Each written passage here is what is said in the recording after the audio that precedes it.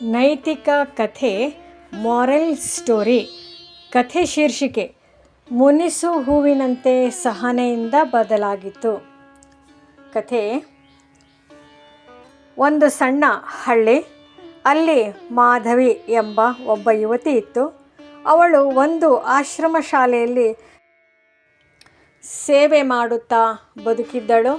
ಆದರೆ ಮಾಧವಿಗೆ ಒಂದು ದೊಡ್ಡ ದೋಷ ಇತ್ತು.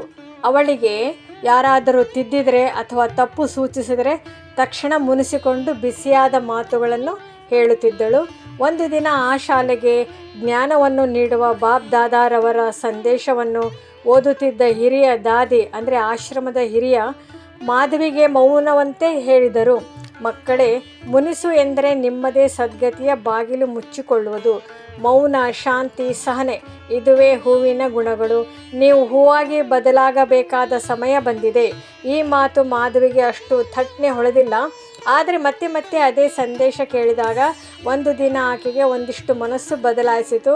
ಅವಳು ಯೋಚಿಸಿದಳು, ನಾನು ಯಾವಾಗಲೂ ಮುನಿಸಿಕೊಳ್ಳುತ್ತಾ ನಾನೇ ನನ್ನ ಭಾಗ್ಯವನ್ನು ಹಾಳು ಮಾಡುತ್ತಿದ್ದೇನಾ? ಅವಳು ತೀರ್ಮಾನ ಮಾಡಿದಳು, ಇನ್ನು ಮುಂದೆ ಯಾವ ಕಾರಣಕ್ಕೂ ಯಾರ ಮೇಲೂ ಮುನಿಸಿಕೊಳ್ಳುವುದಿಲ್ಲ. ಅವರು ಏನೇನು ಹೇಳಿದರೂ ಅವನ ಮಾತಿನಲ್ಲಿ ನಾನೊಂದು ಹೂವಿನಂತೆ ಸೊಗಸಾಗಿ ಮೌನದಿಂದ ಪ್ರತಿಕ್ರಿಯೆ ನೀಡುತ್ತೇನೆ. ಕಾಲಕ್ರಮೇಣ ಮಾಧವಿಯು ತುಂಬ ಶಾಂತ, ಮಧುರ ಸ್ವಭಾವದಳಾಗಿ ಬದಲಾಗಿದಳು. ಮಕ್ಕಳಿಂದ ಹಿಡಿದು ಹಿರಿಯರ ತನಕ ಎಲ್ಲರೂ ಅವಳನ್ನು ಪ್ರೀತಿಸುವಂತೆ ಮಾಡಿದರು. ಮೌಲ್ಯ ಬೋಧನೆ: ಮುನಿಸು ಎಂಬುದು ಆತ್ಮದ ಶಕ್ತಿಯನ್ನು ಕುಗ್ಗಿಸುತ್ತದೆ. ಸಹನೆ ಎನ್ನುವುದು ದೇವತೆ ಗುಣ. ಮೌನ ಮುತ್ತಿನಂತೆ ಮೌಲ್ಯವಾದದ್ದು. ಯಾರು ಸಹನೆ ಹಿಡಿದು ಹೂವಿನಂತೆ ಇರುತ್ತಾರೋ ಅವರಿಗೆ ಜ್ಞಾನದಿಂದ ಭಾಗ್ಯವು ಹೂವಿನಂತೆ ಅರಳುತ್ತದೆ.